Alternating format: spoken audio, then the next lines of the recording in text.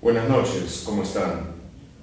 Hace un mes, el 7 de julio, IDL Reporteros publicó la primera entrega de la investigación que ha pasado a ser conocida como la investigación de Lava Juez. Nosotros le pusimos como un título general a esto, el de Corte y Corrupción, que eso al final es lo que era y fue el título de la primera entrega. Desde entonces hasta ahora ha habido más de 16 entregas directamente publicadas en IDL Reporteros y muchas otras más que se hicieron en colaboración con otras publicaciones, tanto diarios como estaciones de televisión en el país, en fin. Todas ellas han permitido ir armando un cuadro complejo de una profunda textura que ha provocado una reacción, una tormenta política y social que tiene pocos precedentes anteriores. ¿Por qué ha habido esa intensidad de reacción y los efectos que ha tenido? Porque, como en pocas circunstancias, hemos tenido aquí a la corrupción narrada por sus propios actores.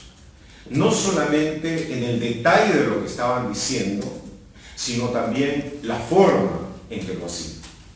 Y eso permitió que la gente, la ciudadanía, tuviera una visión de fondo, de profundidad, íntima, cercana, de cómo procedían los círculos, los mecanismos de corrupción enquistados, especialmente dentro del Poder Judicial y del sistema de justicia en general, aunque por supuesto lo que hemos sacado ha trascendido ese sistema. Esto, como ustedes saben, ha tenido muchos efectos durante este mes.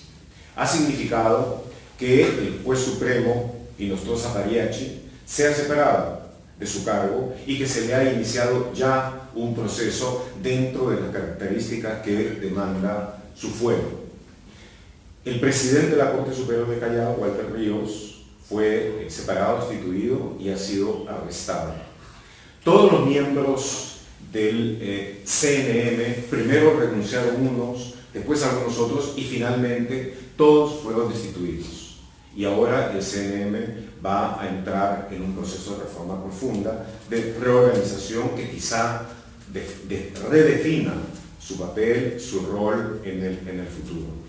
El presidente del Poder Judicial, ahora expresidente Duvalín Rodríguez, ha renunciado y ha sido reemplazado por otro magistrado, el juez Prado, que ha expresado el profundo sentido de vergüenza, de dolor, de contrición que siente el Poder Judicial ante la dimensión de la corrupción que se ha dado dentro de él. Y después se han dado, cuando ya la investigación fiscal se ha desarrollado formalmente, se han dado una serie de arrestos, se dieron en Fiestas Patrias, de toda una cantidad importante de miembros de esta red que habían sido previamente revelados ante ustedes por las investigaciones que llevó a cabo esta publicación. Desde empresarios como Camayo, Mendoza, manejadores, operadores políticos como Cabaza, por ejemplo, hasta colaboradores directos de Walter Ríos. Lo que está claro es de que ello permitió tener una idea clara, un reconocimiento colectivo, incluso de aquellos grupos que se resistían a admitirlo, de los niveles intolerables de corrupción que se había llegado dentro del sistema judicial. Como resultado de eso, ha habido marchas ciudadanas, ha habido múltiples muestras de indignación, no solamente de la ciudadanía en las calles, sino de institución tras institución que lo han hecho saber.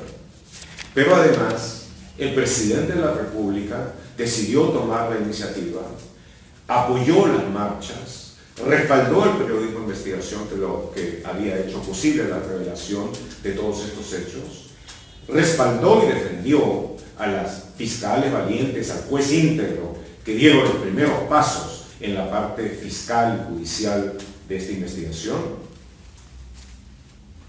Y también y también hizo posible de que se pudiera ir más adelante dentro de eso.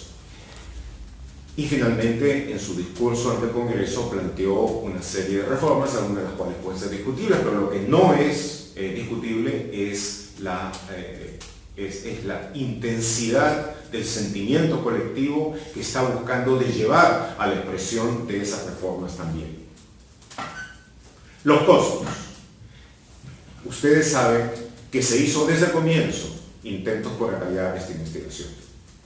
Se hizo un intento de allanamiento a IDL, promovido por una fiscal, Nora Córdoba, que no solamente intentó apoderarse de los documentos mediante los cuales sustentábamos nuestra investigación, sino forzarnos a revelar nuestras fuentes. Lo interesante de eso es que la fiscal resultó siendo esposa de un interlocutor muy importante de Nostroza Pagliacci, en uno de los audios centrales que tienen que ver con el papel y las negociaciones y la camandulería de estos en la Academia Nacional de la Magistratura. Por fortuna, ese ingreso de fiscales y policías, que además se hizo sin orden alguna, fue resistido muy bien, fue resistido exitosamente. Nos citó al Congreso junto con otra periodista, Rosana Cueva, para tratar de forzarnos a revelar nuestras fuentes. No solamente nos negamos a revelar las fuentes, sino nos negamos a asistir a esa convocatoria que representaba en sí misma un ataque a la libertad de prensa. Pero lo más grave de todo vino luego, cuando nada menos que el fiscal supremo de control interno, Víctor Raúl Rodríguez Montesa, nos conminó a que le entregáramos todo el material que teníamos y además nos intimó a delatar la identidad de nuestras fuentes. En todos los casos, especialmente en el último, respondimos con toda energía. Respondimos con toda energía de que jamás, bajo ninguna circunstancia, íbamos a revelar la identidad de nuestras fuentes, ni tampoco entregar el material que era materia de investigación por nuestro lado, y por fortuna, esa resistencia, ayudada o adyuvada por el apoyo de organizaciones de defensa de la libertad de prensa en el país y en el extranjero, además de la movilización de muchas otras instituciones y de la gente del pueblo en general, permitió que la resistencia fuera pronta, exitosa y que la investigación, y lo más importante, que la investigación siguiera su curso y produjera sus impactantes resultados. Esto ha sido solo el comienzo de una investigación mucho más compleja de lo que hasta este momento ha salido, que tiene una densidad conceptual muy grande y que en determinado momento va a confluir probablemente con la investigación de Lavallato, en forma que eventualmente les explicaré cómo puede darse.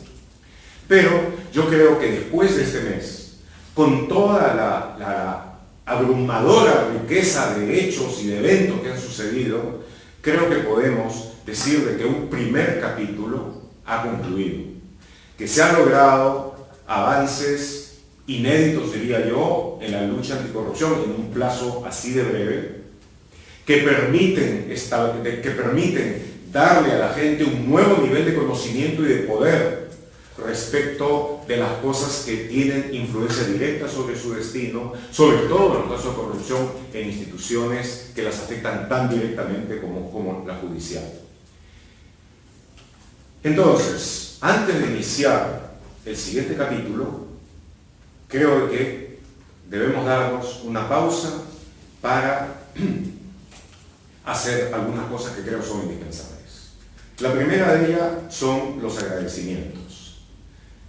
Y como director de esta publicación, quiero hacerles conocer a ustedes, quiero hacerles saber el enorme mérito que ha tenido el pequeño equipo de IDL Reporteros, que ha hecho un trabajo sin pausa, en un insomnio permanente, que esos que no se tienen por elección, sino por necesidad.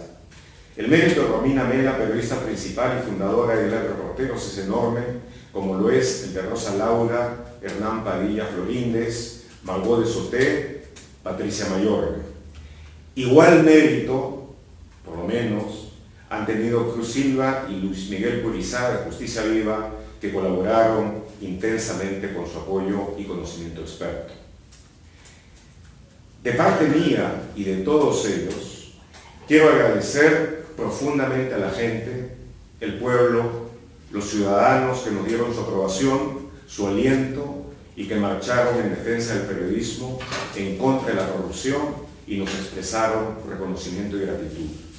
En realidad, debo decir que la gratitud se la debemos nosotros a ustedes, a todas las organizaciones que nos dieron su respaldo, a los ciudadanos de a pie que salieron a defender a periodistas de a pie y que con su apoyo, su calidez, su cariño, hicieron que todos nuestros trabajos se sientan ligeros y que el cumplimiento de nuestra misión vea redoblado su sentido. Y después estas cosas que espero que no les haya sonado demasiado solemne, pero créanme que profundamente sentida, podemos pasar a las preguntas si que las hay, y me imagino que hay algunas. Déjenme ver. A ver.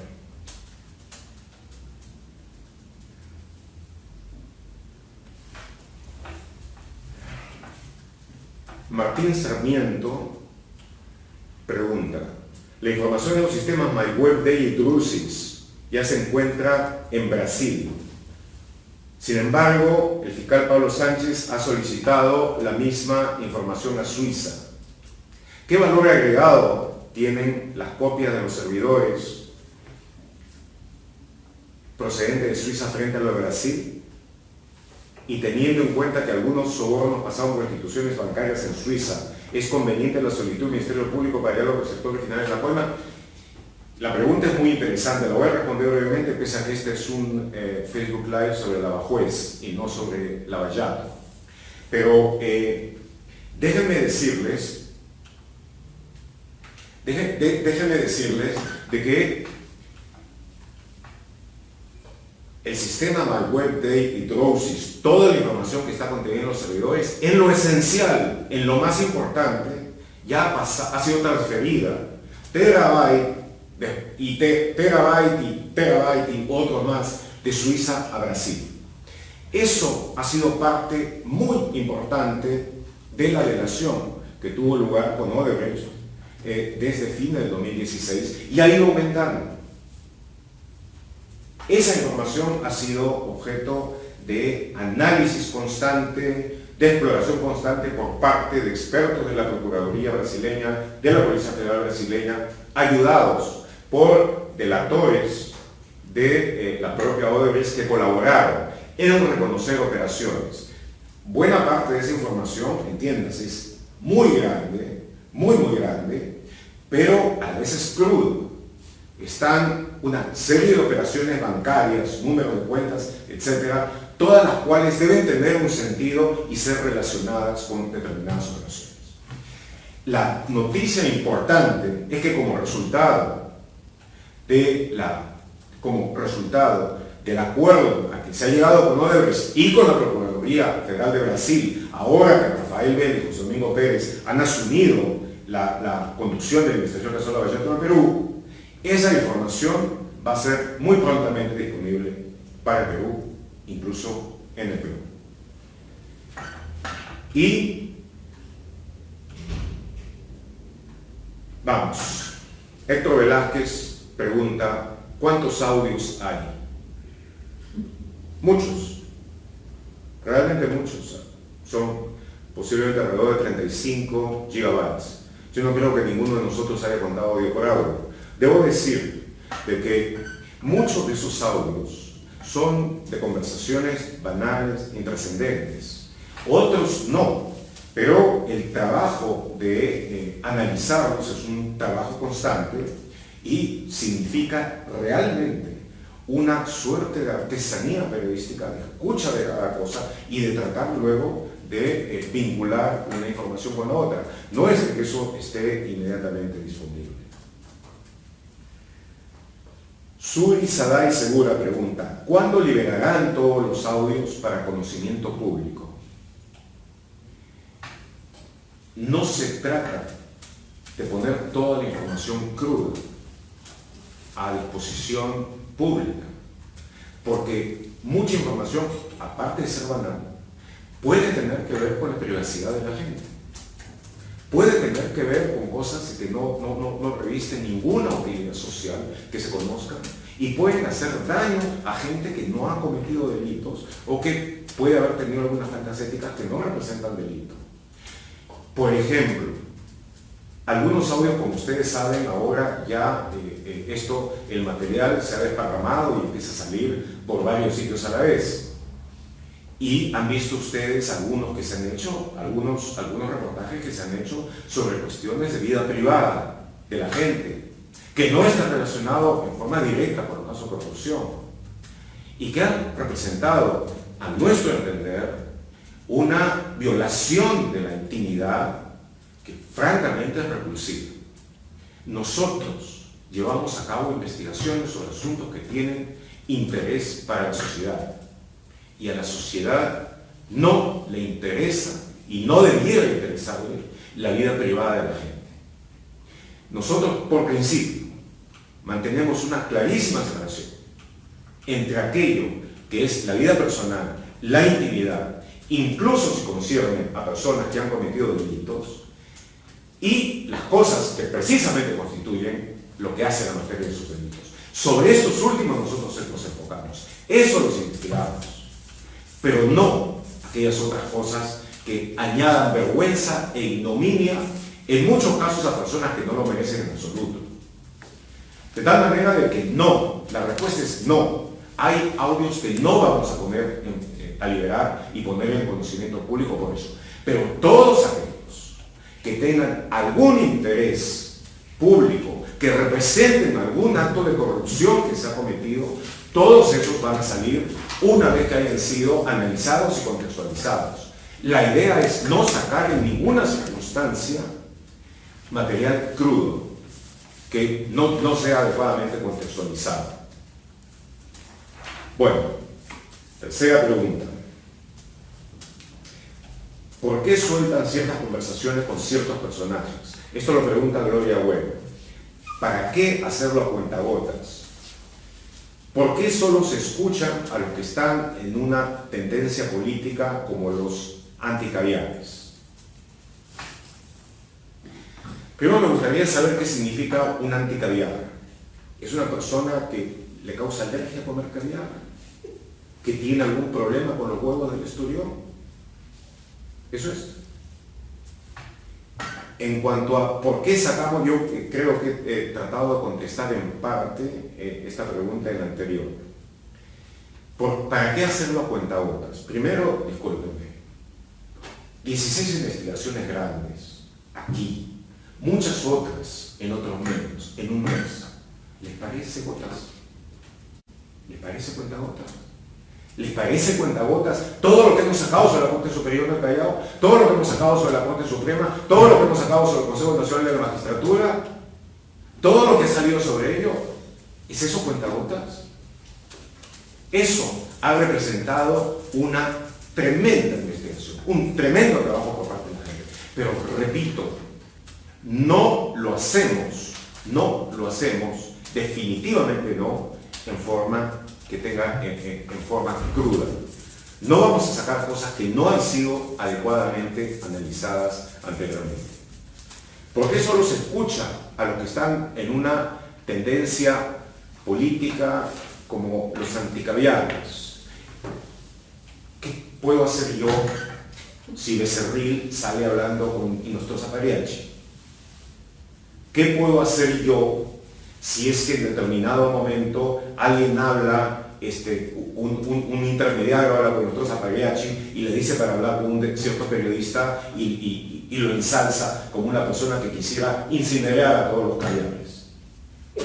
¿Qué puedo hacer si al ex juez Walter Ríos no le gusta comer caviar, pero sí le gusta comer rico? Y entonces se manda a su gente a pirañar para poderle pagar los restaurantes caros. Hemos sacado la acción de un grupo de corruptos. Dentro de ellos, eventualmente, podrá figurar alguna persona a la que, y discúlpeme, pero lo diga con toda claridad, alguna gente llama idiotamente caviares. Puede ser, de que salga gente a la que se considera antifujimorista. Es muy probable. Nosotros en nuestras investigaciones sobre el caso Lavallato hemos sacado muchísimo concerniente a Toledo. Hemos sacado cómo se cerró el círculo de esa corrupción. Hemos sacado, por supuesto, mucho concerniente a Susana Villarán. En el momento en que veamos alguna cosa que tiene que ver con la supuesta o real corrupción de gente que esté dentro del antifujimorismo, si es eso a lo que llaman ustedes, a lo que alguien llama cercaviar, pues lo vamos a sacar igualmente. Nuestra misión, muy claramente, es sacar, investigar, exponer y denunciar la corrupción con evidencias. Y eso al margen de la posición política de cualquiera. Olga Castro, ¿me pueden decir por qué el juez Inostroza no está en la cárcel? Bueno, por una razón sencilla. Es un magistrado supremo y tiene un determinado fuero que obliga a que sea investigado por el fiscal de la Nación. Como hay los problemas que ustedes han visto en relación con el nuevo fiscal de la Nación, Pedro Chávarri, esa investigación está marchando lentamente. A la vez, va a haber en la Comisión de Acusaciones Constitucionales, obviamente, se va a ver el caso de nuestro Pagliacci, pero va a tomar más tiempo. Mientras tanto, su fuero lo protege del arresto. Diego Ricardo Herrera Bravo dice, excelente trabajo. Sin embargo, debe esclarecerse el caso de César San Martín. Según el portal Manifiesto, IDL Reporteros tenía el material del juez supremo con anterioridad. ¿Por qué no lo publicaron en su web para zanjar las sospechas? Bueno, gracias primero por su reconocimiento. Luego déjenme decirle que nosotros no tenemos que zanjar ninguna sospecha. Hacemos nuestro trabajo con intensidad, en forma directa, yendo a lo que es más importante. Pero hay una cosa que debo decir con toda claridad. Nosotros aún ahora no hemos escuchado todo el material.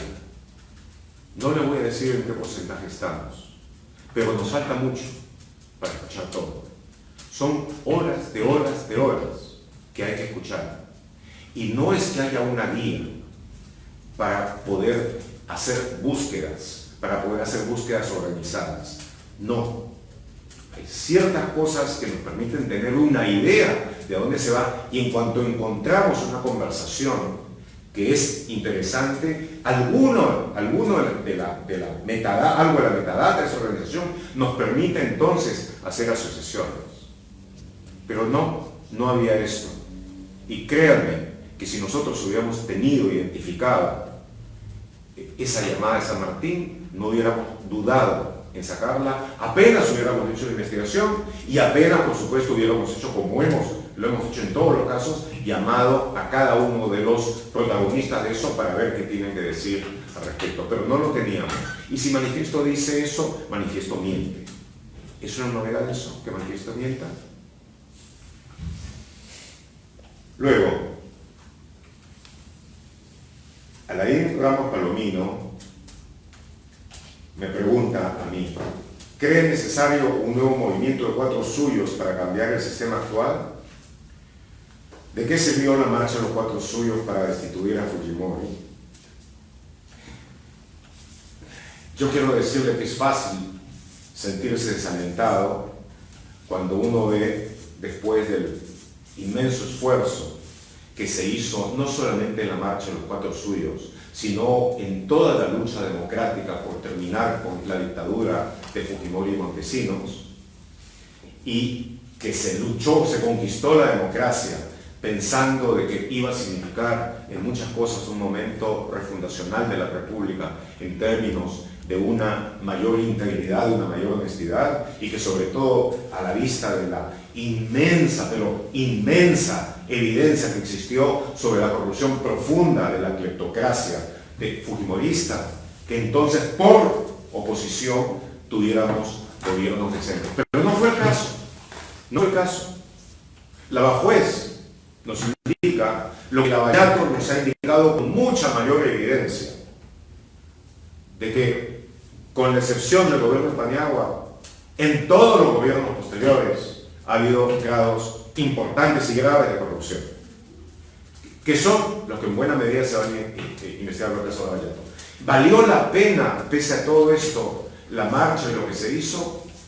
Yo personalmente, con todas las instituciones que ha habido, con toda la tragadera de sapos que ha habido que tener, yo creo que sí.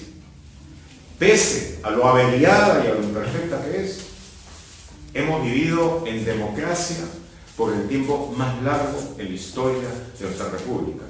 Y pese a tener una política anómica, anormal, hemos podido crecer económicamente, hemos podido abrirle las puertas a una vida mejor a muchísimos peruanos. Se pudo haber hecho muchísimo mejor, mucho más. Pero eso es lo que ha habido. Me dicen que hay tiempo para 2 preguntas más. La verdad es que me había dado cuerda con esto de los 4 suyos, pero aquí dejo de dejar. Carolina Ávila pregunta: ¿cómo es que los audios se han desparramado por todos los medios, causando en algunos casos la difusión de audios que violan la vida privada?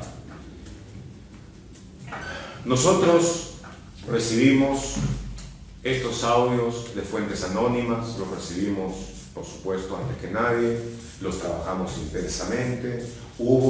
Les cuento ahora, les revelo una cosa, hubo que adelantar la fecha de publicación cuando supimos de que ya aparentemente los bandidos, los bribones, habían detectado de que había audio sobre ellos y que empezaron a tomar medidas al respecto.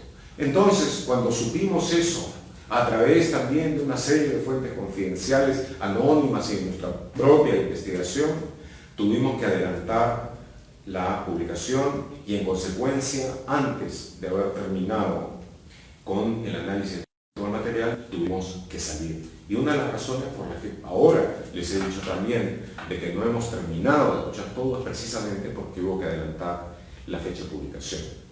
Después de eso, ha habido obviamente una inmensa presión de muchos lugares, de muchos sitios, para conseguir los audios. Y ahora, hasta donde hemos podido ver, se ha dado una difusión casi promiscua de ese material. Por supuesto, nosotros hubiéramos preferido que no sea así, nosotros hubiéramos preferido que pueda salir todo en forma metódica y responsable, pero así como han salido, ha habido cosas graves y responsables, como la que usted dice, que violan la vida privada, y usted tiene toda la razón.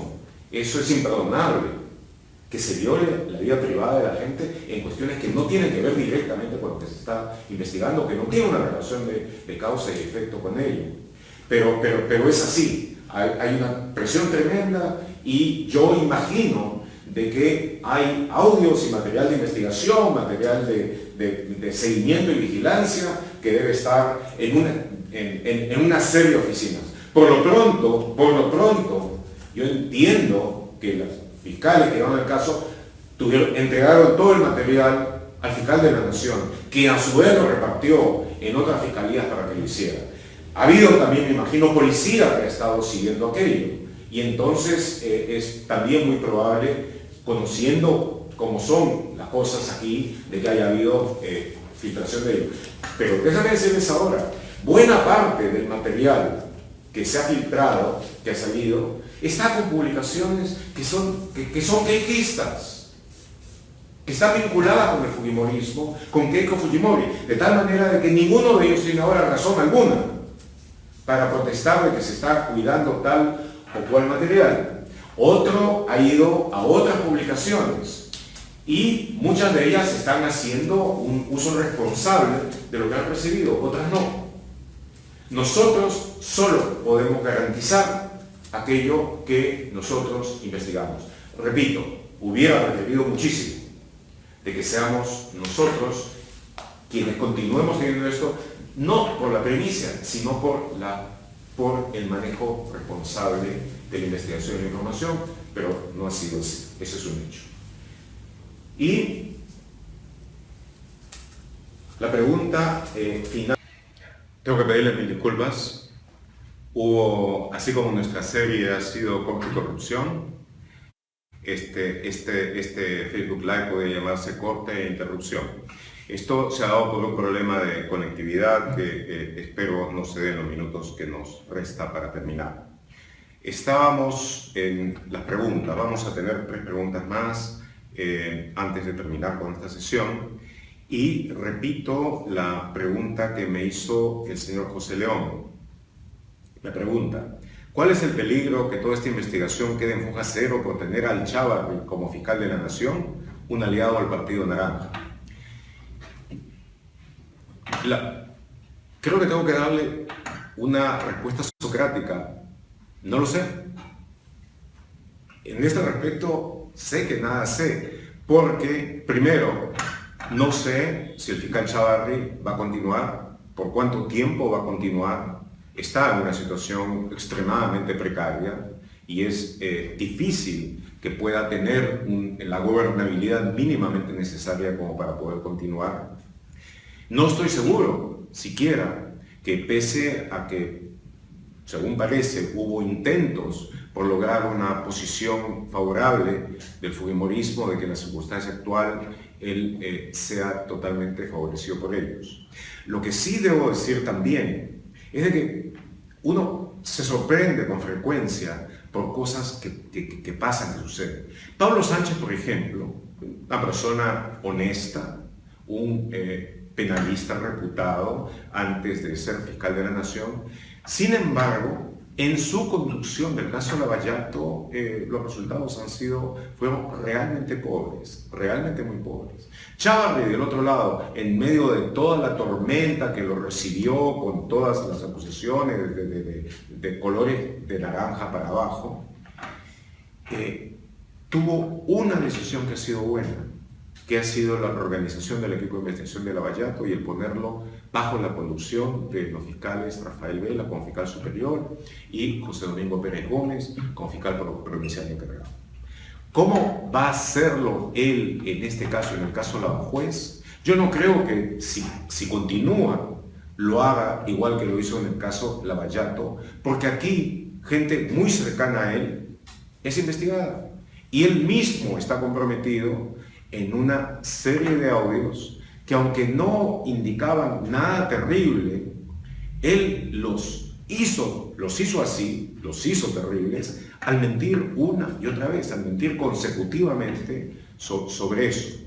Pero entonces, para terminar intentando responder su pregunta, es poco probable que Chávarri tenga longevidad en su cargo. La pregunta que más bien tendríamos que hacernos es ¿quién lo va a suceder? ¿Y qué capacidad para dirigir 2 investigaciones mayores, entre las mayores y más importantes que ha tenido nuestro país en este siglo? Lavallato y Lavajuez va a tener el nuevo o más probablemente la nueva fiscal de la Nación cuando llegue.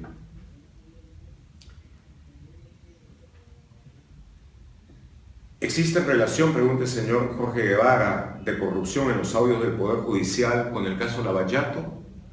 La va a existir, pero yo en este momento lo que diría de que hay es una conjunción más bien de circunstancia. ¿Por qué? Porque está por llegar, si es que no se lo sabotea en el camino, está por llegar una verdadera avalancha informativa con relación al caso Lavallato.